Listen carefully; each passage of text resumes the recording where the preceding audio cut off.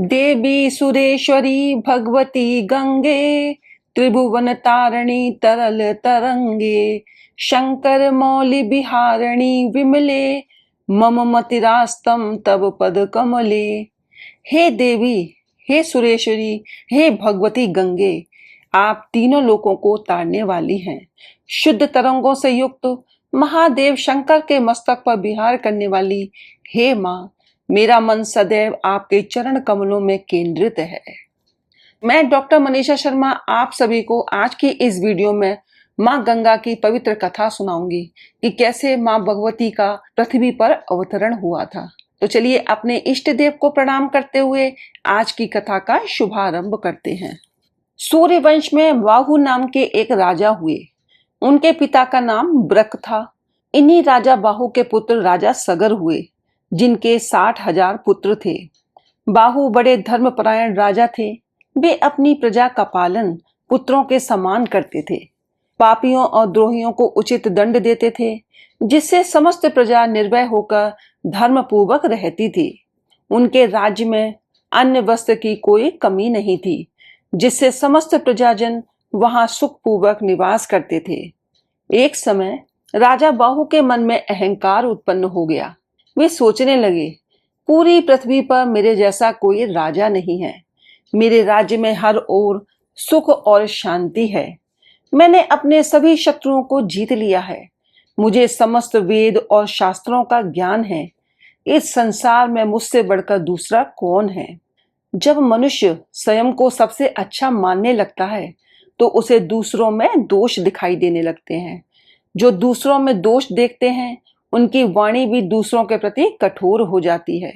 जिसका मन सदा दूसरों में दोष देखने में लगा रहता है और जो सदा कठोर भाषण किया करते हैं, उनके प्रियजन, पुत्र तथा भाई बंधु भी शत्रु बन जाते हैं। इसलिए जो मनुष्य मित्र, संतान, ग्रह, धन धान्य आदि सबकी हानि देखना चाहता है तो उसे यह काम अवश्य करना चाहिए। इस प्रकार अहंकार के बढ़ जाने के कारण राजा बाहु अत्यंत उदंड हो गए और परिणाम स्वरूप उनके बहुत सारे शत्रु बन गए। है और तालजंग कुल के क्षत्रियों से उनकी प्रबल शत्रुता हो गई और उनके साथ राजा बाहु का घोर युद्ध छिड़ गया। युद्ध में राजा बाहु परास्त हो गए और दुखी होकर अपनी दोनों पत्नियों के साथ वन में चले गए और वहीं समय व्यतीत करने लगे। दुख और संताप से राजा बाहु का शरीर जर्जर हो गया और कुछ समय बाद वन में ही उन्होंने प्राण त्याग दिए। उस समय उनकी छोटी पत्नी गर्भवती थी। पति के गुजर जाने से उन्हें बहुत दुख हुआ और उन्होंने पति के साथ ही चिता में जल मरने का निश्चय किया। उस स्थान से कुछ ही दूरी पर और्व मुनि का आश्रम था। और्व मुनि परम तेजस्वी ऋषि थे। उन्हें तीनों कालों का ज्ञान था। जब उन्होंने राजा बाहु की उस पतिव्रता छोटी रानी को सती होते देखा तो उनको मना करते हुए कहा, हे देवी, तेरे गर्भ में शत्रुओं का नाश करने वाला चक्रवर्ती बालक है, इसलिए तुम चिता पर चढ़ने का साहस मत करो। वैसे भी शास्त्रों में गर्भवती स्त्री के सती होने का निषेध है। यद्यपि तुम स्वयं अपनी इच्छा से सती होना चाहती हो, पर तुम्हें अपने गर्भ में पल रहे शिशु की हत्या करने का अधिकार नहीं है। अतः तुम्हें यह पाप नहीं करना चाहिए। मुनि के इस प्रकार बारंबार कहने पर रानी उनकी बात मान गई और फिर दोनों रानियों ने मिलकर पति का विधि पूर्वक अंतिम संस्कार किया और ऋषि के कहने पर उन्हीं के आश्रम में रहने चली गईं। और मुनि के आश्रम में रहकर दोनों रानियां महर्षि के सेवा सत्कार में समय व्यतीत करने लगी। पर छोटी रानी अपने पूर्व के संस्कारों के कारण धर्म कर्म में विशेष रुचि लेती और मुनि के सुंदर प्रवचनों को अपने हृदय में धारण करके हमेशा परमेश्वर के ध्यान भजन में ही संलग्न रहती थी, जिससे बड़ी रानी के मन में उसके प्रति ईर्ष्या होने लगी। और एक दिन बड़ी रानी ने छोटी रानी को भोजन में जहर मिलाकर दे दिया, पर ईश्वर की कृपा से छोटी रानी पर उस जहर का कोई प्रभाव नहीं पड़ा और ना ही गर्भ में पल रहे शिशु पर, क्योंकि जाको राखे साइया और मार सके ना कोई, बाल न बाका कर सके चाहे जग वैरी होए। अब समय आने पर छोटी रानी ने एक पुत्र को जन्म दिया और मुनि ने गर यानी विष के साथ उत्पन्न हुए उस बालक का नाम सगर रखा। माता ने बालक सगर का बड़े प्रेम पूर्वक पालन और पोषण किया। जब बालक सगर कुछ बड़े हुए तो और मुनि ने उसका यज्ञोपवीत संस्कार किया और उसे शास्त्रों का अध्ययन कराया, साथ ही अस्त्र और शस्त्रों की शिक्षा भी दी। और मुनि से शिक्षा पाकर बालक सगर बलवान, बुद्धिमान और धर्मात्मा हो गए। एक दिन सगर ने अपनी माता से पिता के बारे में जानना चाहा। तब माता ने उन्हें सारा वृतांत कह सुनाया कि किस प्रकार सगर के पिता शत्रुओं से हारकर वन में आए और यहाँ और मुनि के आश्रम में सगर का जन्म हुआ। सारी कथा जानकर सगर को भीषण क्रोध उत्पन्न हुआ और उसने माता के सामने प्रतिज्ञा ली कि वे अपने पिता के शत्रुओं का नाश कर देगा और अपना खोया हुआ राज्य वापस लेगा। तब माता से आज्ञा लेकर सगर और मुनि के पास पहुंचे और उनका आशीर्वाद लेकर वहां से प्रस्थान किया और अपने कुलगुरु महर्षि वशिष्ठ के पास पहुंचे। कुलगुरु वशिष्ठ से मिलकर उन्हें प्रणाम करके सगर ने उन्हें सब समाचार सुनाया। महर्षि वशिष्ठ सगर को देखकर अत्यंत प्रसन्न हुए और उन्हें विभिन्न प्रकार के दिव्य अस्त्र और शस्त्र प्रदान किए। इस प्रकार सभी दिव्य अस्त्र शस्त्रों से सुसज्जित होकर सगर कुलगुरु वशिष्ठ से आज्ञा लेकर अपने पिता के शत्रुओं से युद्ध करने पहुंचे। शूरवीर सगर ने बहुत ही कम समय में अपने सभी शत्रुओं को पराजित कर दिया। तब शक, यवन तथा अन्य बहुत से राजा अपने प्राण बचाने वशिष्ठ मुनि के शरण में पहुंचे। गुरु वशिष्ठ की बात मानकर सगर ने उन राजाओं को प्राण दान दे दिया। यह देखकर वशिष्ठ मुनि सगर पर बहुत प्रसन्न हुए और अन्य तपस्वी मुनियों को साथ लेकर सगर का राज्य अभिषेक किया। इसके बाद राजा सगर और मुनि के आश्रम में गए और उनकी आज्ञा लेकर अपनी दोनों माताओं को अपने साथ राजमहल ले आए और सुखपूर्वक राज्य करने लगे। राजा सगर की 2 स्त्रियां थीं, एक का नाम केशिनी और दूसरी का नाम सुमति था। ये दोनों विदर्भ राज कश्यप की पुत्रियां थीं। एक समय राजा सगर की दोनों पत्नियों द्वारा प्रार्थना करने पर भृगुवंशी और त्रिकालदर्शी और मुनि ने उन्हें पुत्र प्राप्ति का वर दिया। उन्होंने क्षण भर ध्यान में स्थित होकर केशिनी और सुमति से कहा, तुम दोनों में से एक रानी तो एक ही पुत्र प्राप्त करेगी, किंतु वह वंश को चलाने वाला होगा, परंतु दूसरी केवल संतान की इच्छा पूर्ति के लिए 60,000 पुत्रों को जन्म देगी। तुम लोग अपनी इच्छा अनुसार इनमें से एक एक वर मांग लो। और मुनि का यह वचन सुनकर केशिनी ने वंश परंपरा चलाने के लिए एक ही पुत्र का वरदान मांगा तथा रानी सुमति के 60,000 पुत्र उत्पन्न हुए। केशिनी के पुत्र का नाम असमंजस था। असमंजस बुरी प्रवृत्ति तथा दुष्ट स्वभाव का था। उसकी देखा देखी सगर के सभी पुत्र बुरे आचरण करने लगे। यह देखकर बाहुपुत्र सगर बहुत दुखी हुए। कुछ समय बाद असमंजस के अंशुमान नामक पुत्र उत्पन्न हुआ, जो बड़ा धर्मात्मा, गुणवान और शास्त्रों का ज्ञाता था। वह सदा अपने पितामह सगर की सेवा में लगा रहता था। उधर सगर के सभी दुराचारी पुत्र संसार में उपद्रव करने लगे। वे धार्मिक अनुष्ठान करने वाले लोगों के काम में सदा विघ्न डाला करते थे। वे दुष्ट राजकुमार सदा मद्यपान करते थे। उन्होंने साधु पुरुषों की जीविका छीन ली और सदाचार का नाश कर डाला। यह सब देखकर इंद्र आदि देवता अत्यंत दुख से पीड़ित हो इन सगर पुत्रों के नाश का कोई उत्तम उपाय सोचने लगे। इसी बीच राजा सगर ने अश्वमेध यज्ञ का अनुष्ठान आरंभ किया। उस यज्ञ में प्रयुक्त घोड़े को देवराज इंद्र ने चुरा लिया और पाताल में जहां कपिल मुनि रहते थे वहां ले जाकर बांध दिया। इंद्र के द्वारा चुराए हुए उस अश्व को खोजने के लिए राजा सगर के सभी पुत्र पृथ्वी पर घूमने लगे। जब पृथ्वी पर कहीं भी उन्हें वह घोड़ा दिखाई नहीं दिया, तब वे पाताल में जाने को तैयार हुए। फिर तो वे सारी पृथ्वी को खोदने लगे। एक एक ने एक एक योजन भूमि खोद डाली और खोदी हुई मिट्टी को समुद्र के तट पर बिखेर दिया, और उसी द्वार से वे सभी सगर पुत्र पाताल लोक में जा पहुंचे। उस समय वे सब के सब क्रोध से उन्मत्त हो रहे थे। पाताल में पहुंचकर उन्होंने सब ओर अश्व को ढूंढना आरंभ किया। खोजते खोजते वहां उन्हें ध्यान मग्न परम तेजस्वी भगवान कपिल के दर्शन हुए और उसके पास ही घोड़ा भी दिखाई दिया। फिर तो वे अत्यंत क्रोध में भर गए और बिना विचारे ही कपिल मुनि को मार डालने के उद्देश्य से दौड़े। उस समय आपस में एक दूसरे से वे इस प्रकार कह रहे थे, इसे मार डालो, बांध लो, पकड़ो, देखो घोड़ा चुराकर यहाँ साधु रूप में बगुले की तरह ध्यान लगाकर बैठा है।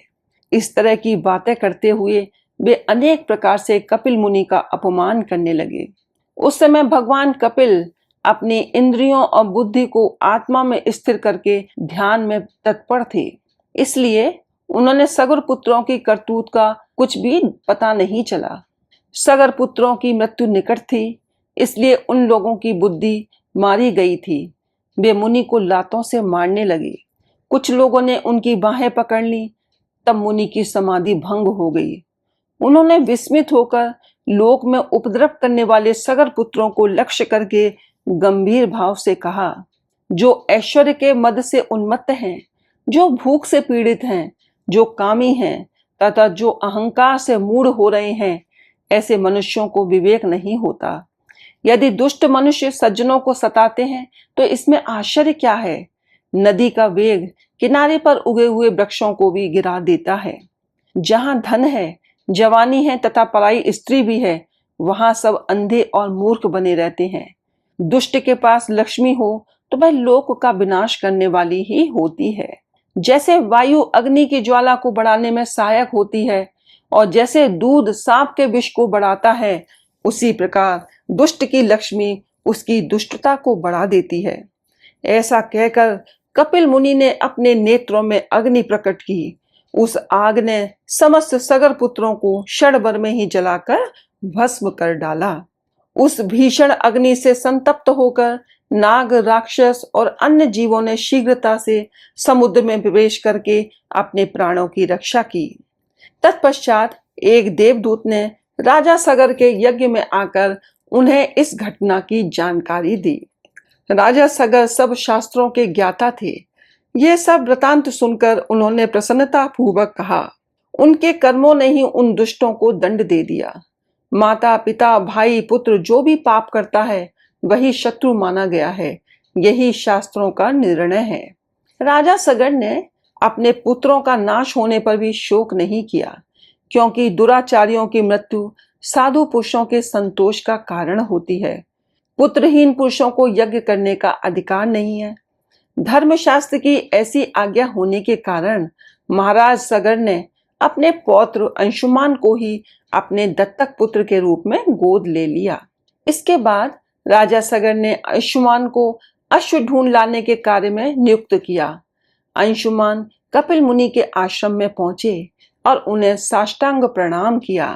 फिर दोनों हाथ जोड़कर बोले, हे ब्राह्मण, मेरे पिता के भाइयों ने यहाँ आकर जो दुष्टता की है उसे आप क्षमा करें, क्योंकि साधु पुरुष सदा दूसरों के उपकार में लगे रहते हैं और क्षमा ही उनका बल है। संत महात्मा दुष्ट जीवों पर भी दया करते हैं। चंदन को काटा जाए या घिसा जाए, वह अपनी सुगंध से सबको सुवासित ही करता है। साधु पुरुषों का भी ऐसा ही स्वभाव होता है। हे पुरुषोत्तम, आपके गुणों को जानने वाले मुनिगण ऐसा मानते हैं कि आप क्षमा, तपस्या तथा धर्म आचरण द्वारा समस्त लोगों को शिक्षा देने के लिए इस पृथ्वी पर अवतरित हुए हैं। आपको बारंबार नमस्कार है। अंशुमान के इस प्रकार स्तुति करने पर कपिल मुनि का मुख प्रसन्नता से खिल उठा और वे बोले, हे निष्पाप राजकुमार, मैं तुम पर प्रसन्न हूँ, वर मांगो। मुनि के ऐसा कहने पर अंशुमान ने उनको प्रणाम करके कहा, हे भगवान, हमारे इन पितरों को ब्रह्म लोक में पहुंचा दें।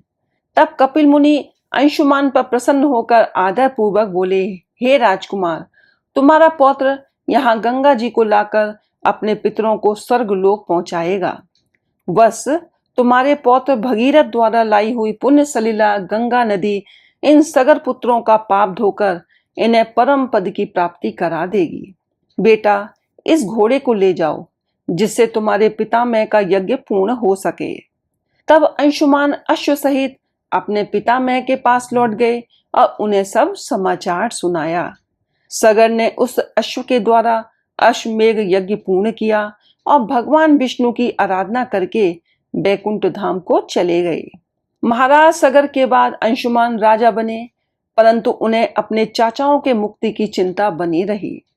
कुछ समय के बाद अपने पुत्र दिलीप को राज्य का कार्यभार सौंपकर भी वन में चले गए तथा गंगा जी को स्वर्ग से पृथ्वी पर लाने के लिए तपस्या करने लगे और तपस्या में ही उनका शरीर का अंत भी हो गया।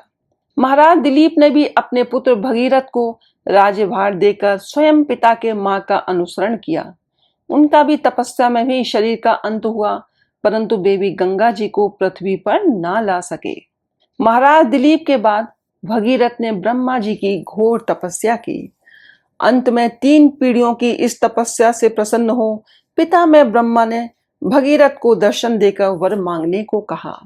भगीरथ ने कहा, हे पितामह, मेरे 60,000 पूर्वज कपिल मुनि के श्राप से भस्म हो गए हैं।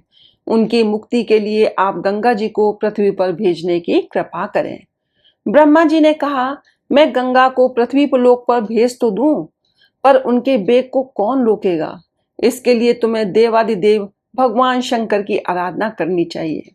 भगीरथ ने एक पैर पर खड़े होकर भगवान शंकर की आराधना शुरू कर दी। उनकी तपस्या से प्रसन्न होकर भगवान शिव ने गंगा जी को अपनी जटाओं में रोक लिया और एक छोटी धारा को पृथ्वी की ओर छोड़ दिया। इस प्रकार गंगा जी पृथ्वी की ओर चली। अब आगे आगे राजा भगीरथ और पीछे पीछे गंगा जी थी। मार्ग में जनु ऋषि का आश्रम पड़ा। गंगा जी उनके कमंडल दंड आदि बहाते हुए जाने लगी। यह देखकर जनु ऋषि ने उन्हें पी लिया। कुछ दूर जाने पर भगीरथ ने पीछे मुड़कर देखा तो गंगा जी को न देख पाए। वे ऋषि के आश्रम में गए, उनकी वंदना करने लगे। प्रसन्न होकर ऋषि ने अपनी पुत्री बनाकर गंगा जी को दाहिने कान से निकाल दिया। इसलिए देवी गंगा को जानवी नाम से भी जाना जाने लगा। भगीरथ की तपस्या से अवतरित होने के कारण उन्हें भागीरथी भी कहा जाता है। इसके बाद भगवती गंगा मार्ग को शस्य श्यामल करते हुए कपिल मुनि के आश्रम में पहुंची, जहां भगीरथ के 60,000 पूर्वज भस्म की ढेरी बने पड़े थे। भगीरथ ने पवित्र गंगा जल से अपने पूर्वजों का उद्धार किया और वे सभी गंगा जल के स्पर्श मात्र से दिव्य लोकों को चले गए। तो जिस दिन गंगा जी का पृथ्वी पर अवतरण हुआ, उस दिन ज्येष्ठ महीने के शुक्ल पक्ष की दशमी तिथि थी, जिसे आज भी प्रत्येक वर्ष गंगा दशहरा के नाम से मनाया जाता है। तो जो गंगा दशहरा के दिन भगवती गंगा की इस पवित्र पावन कथा को पढ़ता है, सुनता है या हुंकारा भरता है, माँ भगवती गंगा उसके सभी पापों को नष्ट कर देती हैं, उसके कई कुलों को ताड़ देती हैं। तो गंगा दशहरा के दिन इस पवित्र कथा को अवश्य सुनना चाहिए। गंगा मैया की जय हो। हर हर महादेव। जय भोलेनाथ।